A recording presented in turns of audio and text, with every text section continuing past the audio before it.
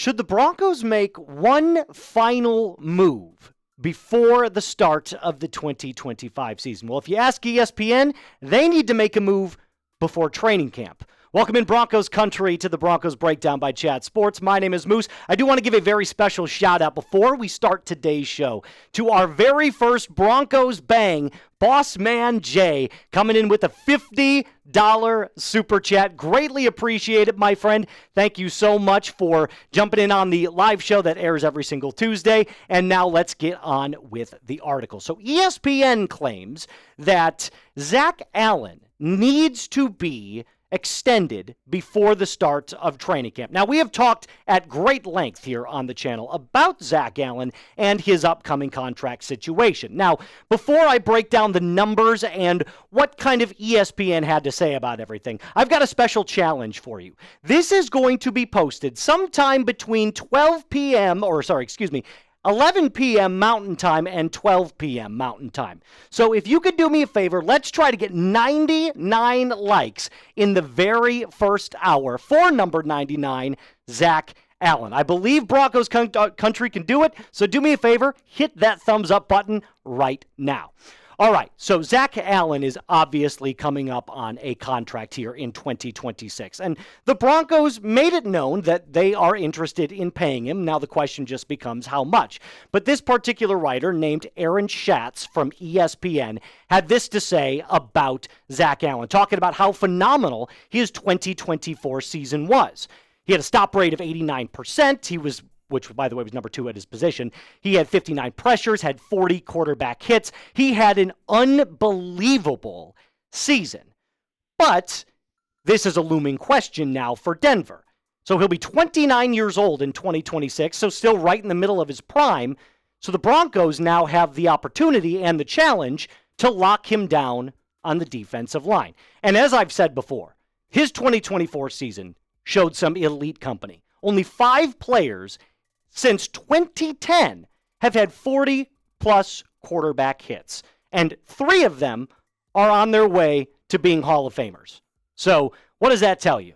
He is clearly improving. Hell, even in his time in Denver, 2024 and 2023, he got significantly better from his time in 2023. His first season with Denver was good. His second season with Denver in 2024 was great. And with the amount of money that you're seeing defensive linemen getting paid now, you are looking at, if he goes out in 2025 and has a season that duplicates what 2024 did, you're looking at $110+ million. The price isn't going to get cheaper, friends. It just isn't. The salary cap goes up every single year. So how much money is Zack Allen going to get paid? Well, I can tell you this right now, straight off the bat. He's getting paid well north of $20 million per year.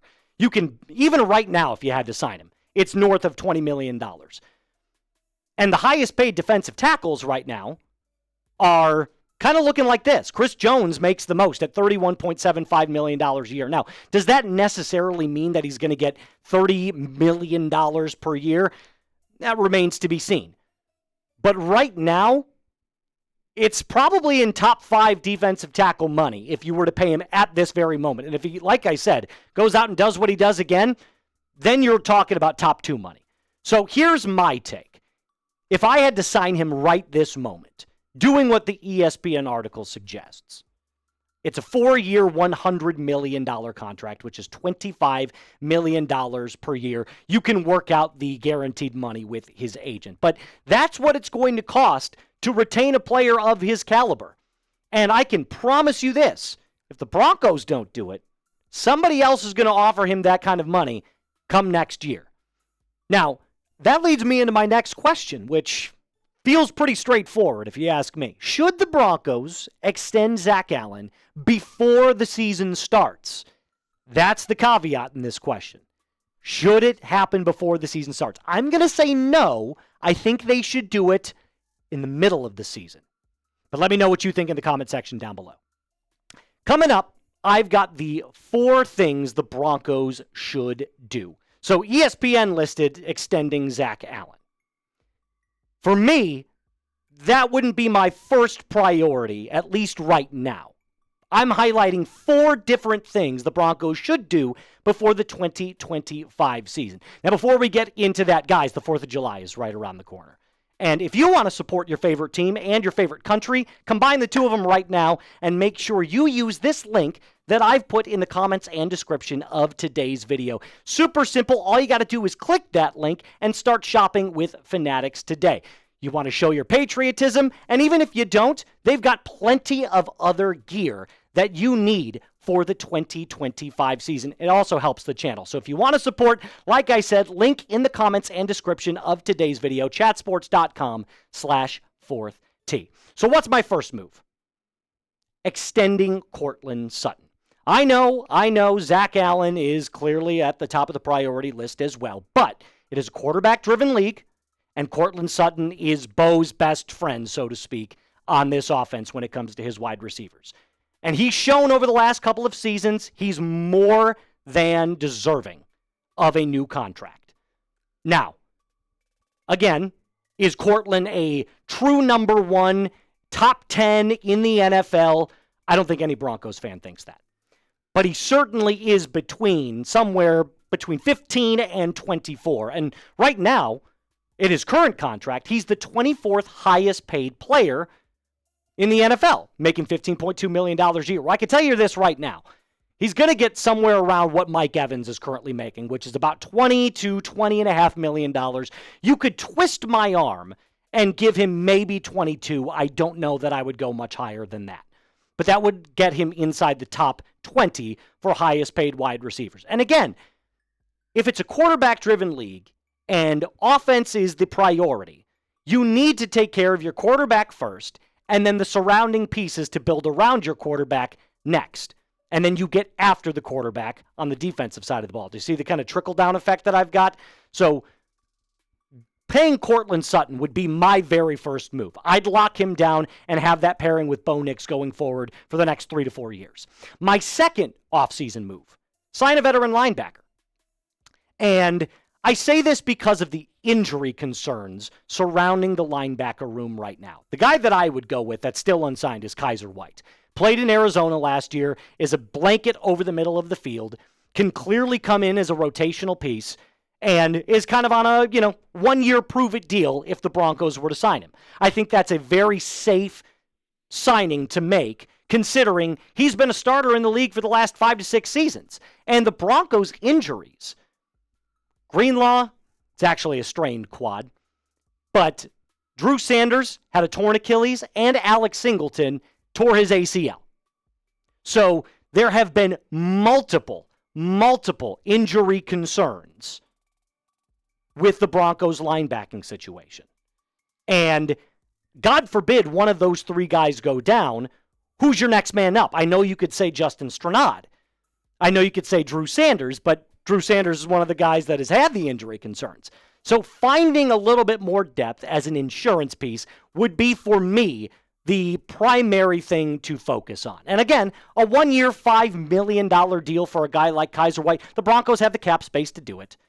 They almost have $17 million in cap as of right now. So they could make a very early signing. It doesn't even have to be all guaranteed. You can make $3 million of that guaranteed, $2 million in incentives based on snap count and amount of tackles made. So I'll ask you again, would you sign another free agent? Yes or no? And I say yes, but only at the right position. I feel like the Broncos have a very solid roster right now. So I wouldn't make too many different moves, but I would say signing a free agent as a linebacker could be something that they absolutely do. But either way, let me know in the comment section down below. All right, my third move, trade P.J. Locke. And again, Broncos fans who are a fan of Locke are going to say, well, he's an awesome depth piece. And you are absolutely correct. But the Broncos have other depth pieces that they could also have a next man up mentality. And the defensive backfield is looking amazing on paper. Top 3. Brandon Jones had the best career, or best season of his career. You sign Talanoa Hufanga. And let's just say hypothetically, you trade P.J. Locke. Well, Devin Key could step up. You signed Sam Franklin last year. He could step up. So there are plenty of players that could fill in as an as an ad-needed basis. It doesn't have to be P.J. Locke. And the reason I say trade P.J. Locke is because out of all of the depth pieces that you currently have at the safety position, he's clearly the one that has the most trade value. You can get a 6th or a 7th round pick for him. So trade him and get some draft capital back. Otherwise, you're just keeping a guy on the roster, and there's plenty behind him that could also give you similar production from Devin Key or Sam Franklin. So that would be my next move, would be trading P.J. Locke. My final move, take phone calls on John Franklin Myers. I'm not saying that you have to trade JFM. I'm not saying that you have to be making extensive offers to other teams about, acquiring cash compensation or draft capital. But you can't pay everybody, right? And the Broncos have a lot of players coming up this coming season that they have to pay. And last season, JFM was great. I've said this ad nauseum on the channel. I have no problems with what he showed us last year on the defensive line. But he's made it known on his social media that he wants to get paid. And the Broncos have priorities that they have to pay. And I got to tell you, I got to be completely honest, JFM's lower on the totem pole. So out of all the pay priorities the Broncos currently have between Sutton, Allen, Benito, JFM's lower down there. I just got to, call it how it is. And if you were to go and sign a Zack Allen during the middle of the season, you would want at least to clear some cap savings off the books before you gave him that massive extension. So unfortunately for all the JFM fans, it's kind of looking like the Broncos need to start fielding some phone calls to see what they could maybe get in return if a trade were to go down. That is going to do it for us on today's episode. If you want even more Broncos content, I've got it for you over on my social media accounts. I made it super simple.